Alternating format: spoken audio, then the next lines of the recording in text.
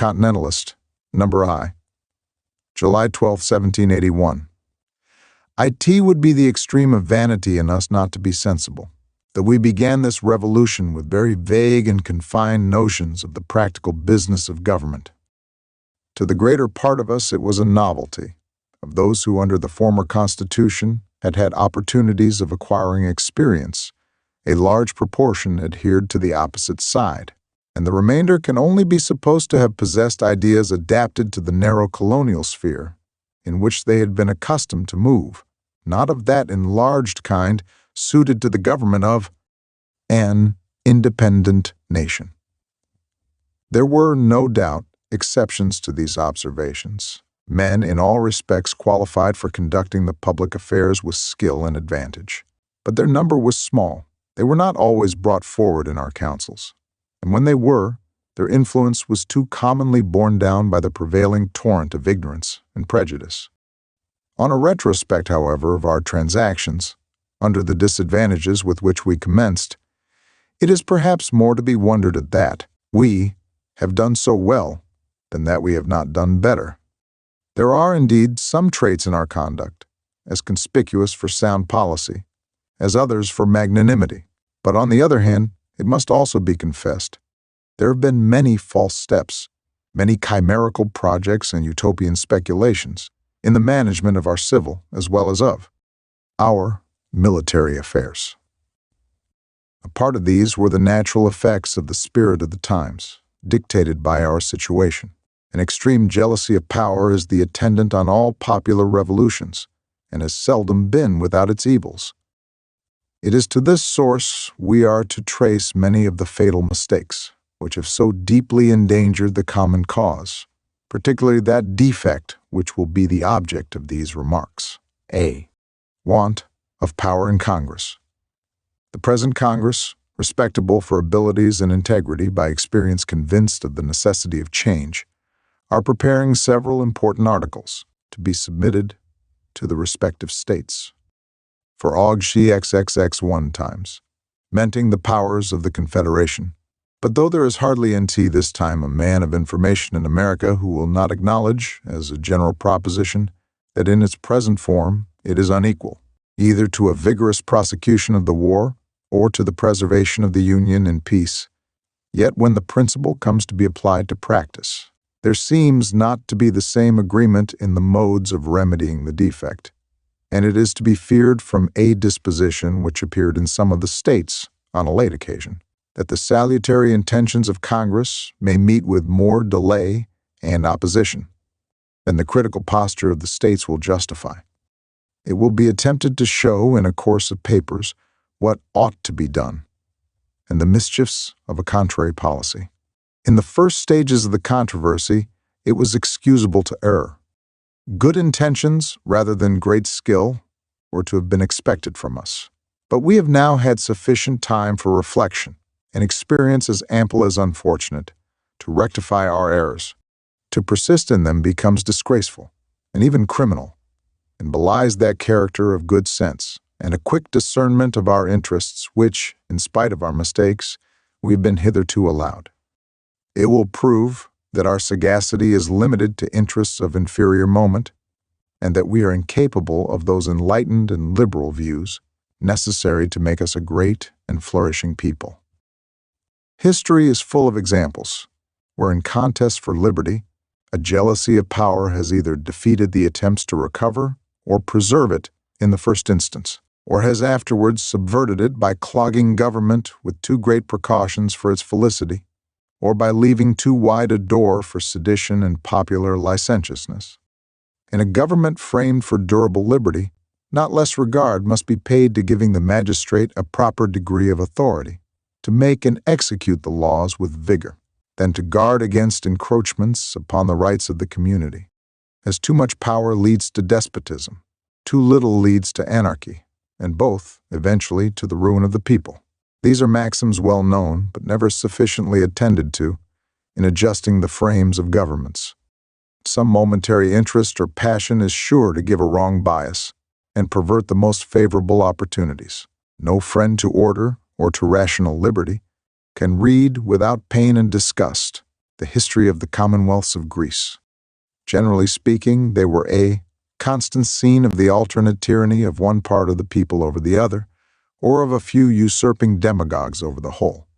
Most of them had been originally governed by kings, whose despotism, the natural disease of monarchy, had obliged their subjects to murder, expel, depose, or reduce them to a nominal existence, and institute popular governments.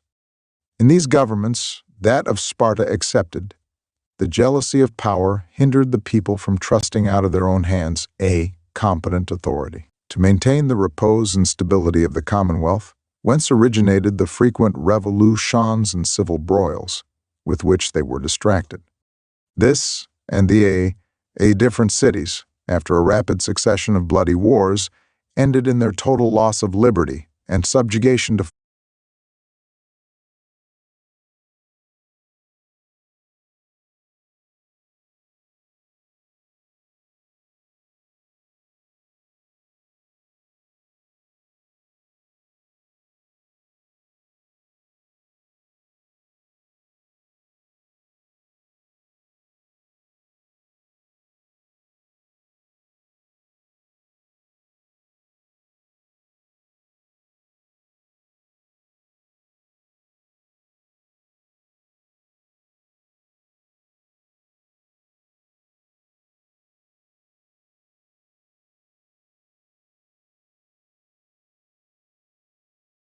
this and the want of a solid federal union to restrain the ambition and rivalship of the different cities, after a rapid succession of bloody wars, ended in their total loss of liberty and subjugation to foreign powers. In comparison of our governments with those of the ancient republics, we must, without hesitation, give the preference to our own, because every power with us is exercised by representation, not in tumultuary assemblies of the collective body of the people, where the art or impudence of the orator or tribune, rather than the utility or justice of the measure, could seldom fail to govern. Yet, whatever may be the advantage on our side in such a comparison, men who estimate the value of institutions, not from prejudices of the moment, but from experience and reason, must be persuaded that the same jealousy of power has prevented our reaping all the advantages from the examples of other nations, which we ought to have done, and has rendered our constitutions in many respects feeble and imperfect. Perhaps the evil is not very great in respect to our state constitutions, for notwithstanding their imperfections, they may, for some time, be made to operate in such a manner as to answer the purposes of the common defense and the maintenance of order, and they seem to have in themselves and in the progress of society among us the seeds of improvement. But this is not the case with respect to the federal government. If it is too weak at first, it will continually grow weaker. The ambition and local interests of the respective members will be constantly undermining and usurping upon its prerogatives, till it comes to a dissolution, if a partial combination of some of the more powerful ones does not bring it to a more speedy and violent end. The Continentalist. Number 2nd, July 19, 1781. In a single state where the sovereign power is exercised by delegation, whether it be a limited monarchy or a republic, the danger most commonly is that the sovereign will become too powerful for his constituents. In federal governments, where different states are represented in a general council, the danger is on the other side, that the members will be an overmatch for the common head, or in other words, that it will not have sufficient influence and authority to secure the obedience of the several parts of the confederacy. In a single state, the sovereign has the whole legislative power as well as the command of the national forces. Of course, an immediate control over the persons and property of the subjects. Every other power is subordinate and dependent. If he undertakes to subvert the Constitution, it can only be preserved by a general insurrection of the people. The magistrates of the provinces, counties, or towns into which the state is divided, having only an executive and police jurisdiction, can take no decisive measures for counteracting the first indications of tyranny, but must content themselves with the ineffectual weapon of petition and remonstrance. They cannot raise money, levy troops, nor form alliances. The leaders of the people must wait till their discontents have ripened into a general revolt, to put them in a situation to confer the powers necessary for their defense. It will always be difficult for this to take place, because the sovereign possessing the appearance and forms of legal authority, having the forces and revenues of the state at his command, and a large party among the people besides, which with those advantages he can hardly fail to acquire, he will too often be able to baffle the first motions of the discontented, and prevent that union and concert essential to the success of their opposition. The security, therefore, of the public liberty must consist in such a distribution of the sovereign power as will make it morally impossible for one part to gain an ascendancy over the others, or for the whole to unite in a scheme of usurpation. In federal governments, each member has a distinct sovereignty, makes and executes laws, imposes taxes, distributes justice, and exercises every other function of government. It is always within itself the means of revenue, and on an emergency can levy forces. If the common sovereign should meditate or attempt anything unfavorable to the general liberty, each member, having all the proper organs of power, can prepare for defense with celerity and vigor. Each can immediately sound the alarm to the others and enter into leagues for mutual protection. If the combination is general, as is to be expected, the usurpers will soon find themselves without the means of recruiting their treasury or their armies, and for want of continued supplies of men and money, must, in the end, fall a sacrifice to the attempt. If the combination is not general, it will imply that some of the members are interested in that which is the cause of dissatisfaction to others, and this cannot be an attack upon the common liberty, but upon the interests of one part in favor of another part, and it will be a war between the members of the federal union with each other, not between them and the federal government. From the plainest principles of human nature, two inferences are to be drawn. One, that each member of a political confederacy will be more disposed to advance its own authority upon the ruins of that of the confederacy than to make any improper concession in its favor or support it in unreasonable pretensions. The other, that the subjects of each member will be more devoted in their attachments and obedience to their own particular governments than to that of the Union. It is the temper of societies, as well as of individuals, to be impatient of constraint and to prefer partial to general interest. Many cases may occur where members of a confederacy have or seem to have an advantage in things contrary to the good of the whole, or a disadvantage in others conducive to that end.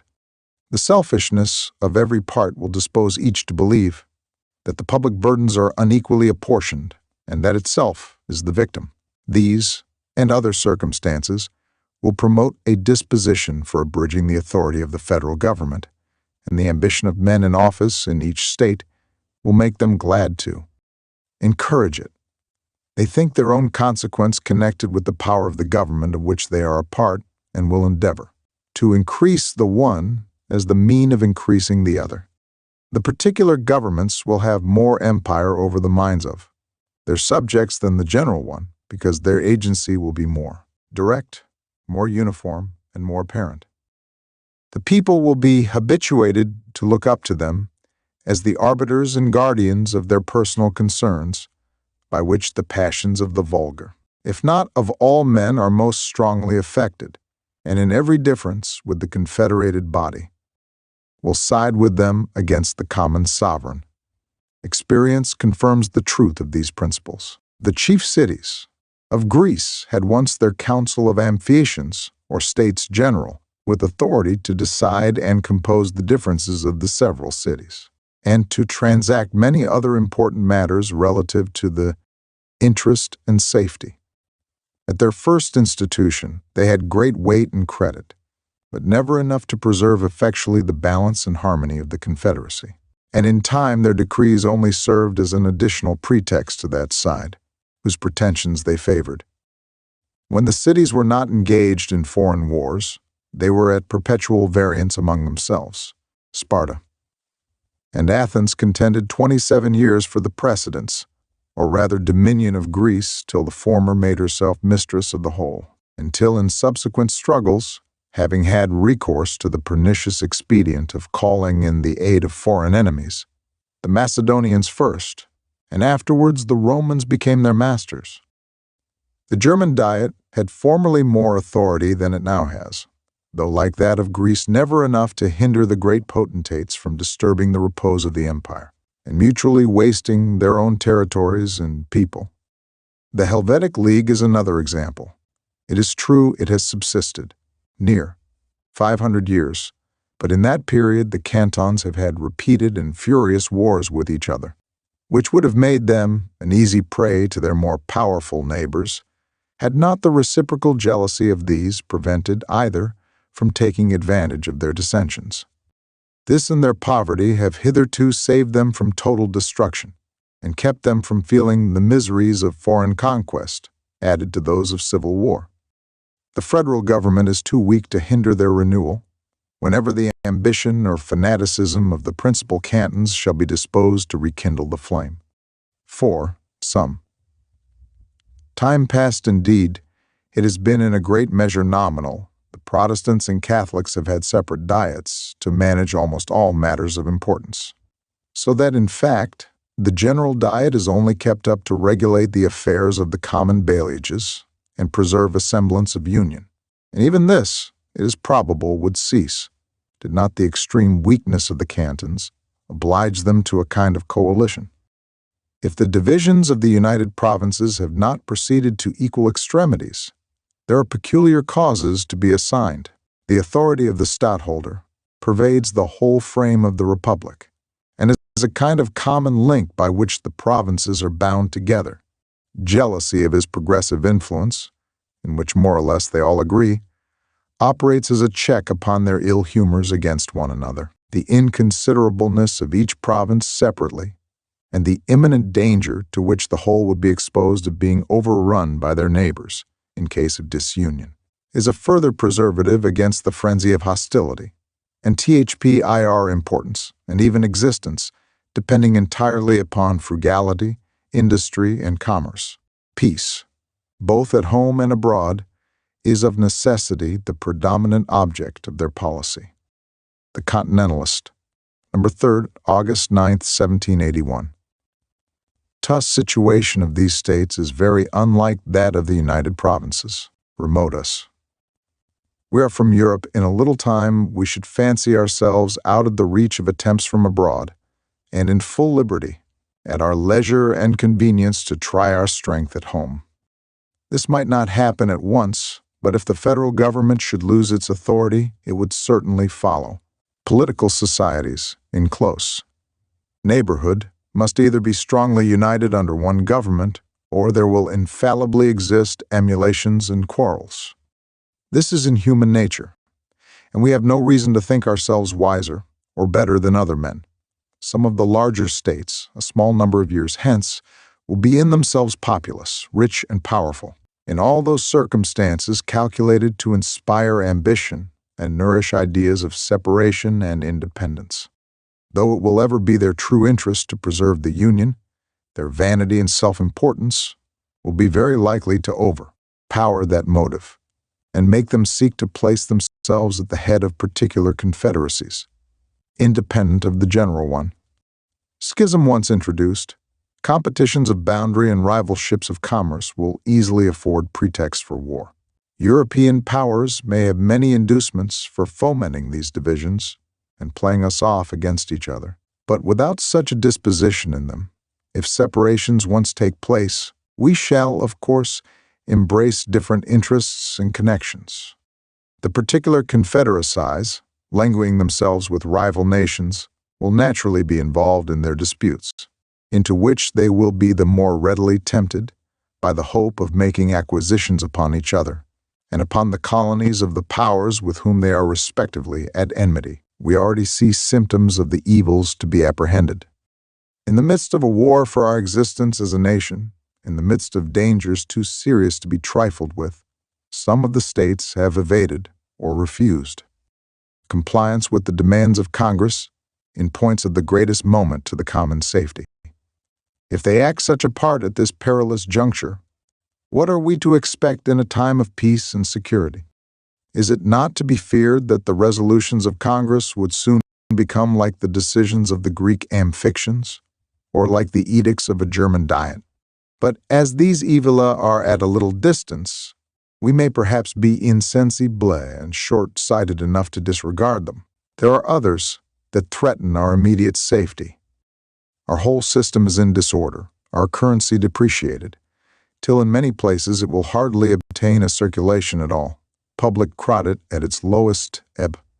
Our army deficient in numbers and unprovided with everything. The government in its present condition, unable to command the means to pay, clothe, or food their troops, the enemy making an alarming progress in the southern states, lately in complete possession of 2 of them, though now in part rescued by the genius and exertions of a general without an army, a force under Cornwallis still formidable to Virginia.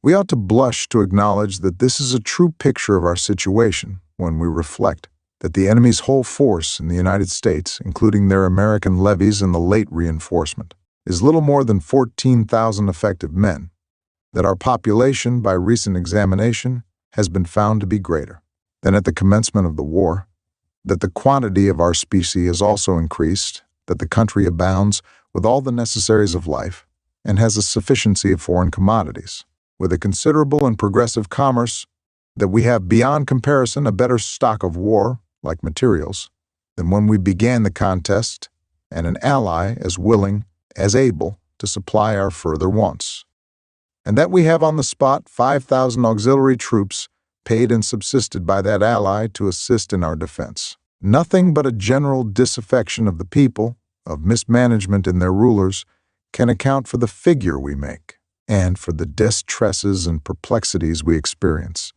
contending against so small a force. Our enemies themselves must now be persuaded that the first is not the cause, and woe, no, it is not. The most decided attachment of the people could alone have made them endure, without a convulsion, the successive shocks in our currency, added to the unavoidable inconveniences of war.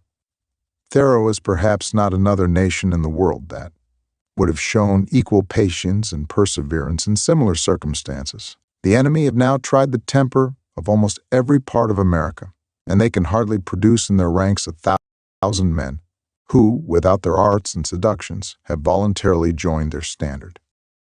The miseries of a rigorous captivity may perhaps have added half as many more to the number of the American levies at this time in their armies. This small accession of force is the more extraordinary, as they have at some periods been apparently in the full tide of success, while everything wore an aspect tending to infuse despondency into the people of this country. This has been remarkably the case in the southern states. They for a time had almost undisturbed possession of 2 of them, and Cornwallis, after overrunning a great part of a third, after 2 victorious battles, only brought with him into Virginia about 200 Tories, in the state where he thought himself so well established that he presumptuously ventured to assure the minister there was not a rebel left, a small body of Continental troop, had been so effectually seconded by the militia of that vanquished country as to have been able to capture a number of his troops more than equal to their own, and to repossess the principal part of the state. As in the explanation of our embarrassments, nothing can be alleged to the disaffection of the people. We must have recourse to the other cause of impolicy and mismanagement in their rulers. Where the blame of this may lie is not so much the question as what are the proper remedies. Yet it may not be amiss to remark that too large a share has fallen upon Congress. That body is no doubt chargeable with mistakes, but perhaps its greatest has been too much readiness to make concessions of the powers implied in its original trust. This is partly to be attributed to an excessive complaisance to the spirit, which has evidently actuated a majority of the states, a desire of monopolizing all power in themselves.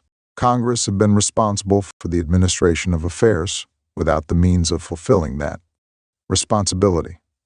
It would be too severe a reflection upon us to suppose that a disposition to make the most of the friendship of others, and to exempt ourselves from a full share of the burthens of the war has had any part in the backwardness which has appeared in many of the states to confer powers and adopt measures adequate to the exigency. Such a sentiment would neither be wise, just, generous, nor honorable.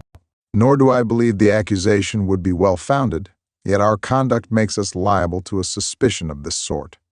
It is certain, however, that too sanguine expectations from Europe have unintentionally relaxed our efforts by diverting a sense of danger and begetting an opinion that the inequality of the contest would make every campaign the last. We did not consider how difficult it must be to exhaust the resources of a nation circumstanced like that of Great Britain, whose government has always been distinguished for energy and its people for enthusiasm.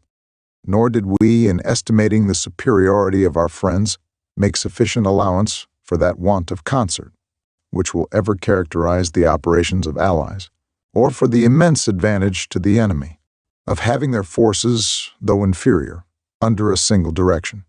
Finding the rest of Europe either friendly or pacific, we never calculated the contingencies which might alter that disposition, nor reflected that the death of a single prince, the change or caprice of a single minister, was capable of giving a new face to the whole system. We are at this time more sanguine than ever. The war with the Dutch, we believe, will give such an addition of force to our side as will make the superiority irresistible. No person can dispute this if things remain in their present state, but the extreme disparity of the contest is the very reason why this cannot be the case. The neutral powers will either effect a particular or a general accommodation, or they will take their sides. There are three suppositions to be made. One, that there will be a compromise between the United Provinces and England, for which we are certain the mediation of Austria and Russia have been offered. Another, a pacification between all the belligerent powers, for which we have reason to believe the same mediation has been offered. The third, a rejection of the terms of mediation and a more general war. Either of these suppositions is a motive for exertion. The first will place things in the same, probably in a worse situation, than before the declaration of the war against Ireland.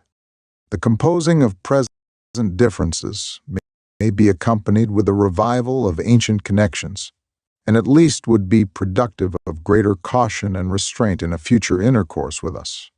The second, it is much to be dreaded, would hazard a dismemberment of a part of these states, and we are bound in honor, in duty. The death of the Empress Queen has actually produced a change.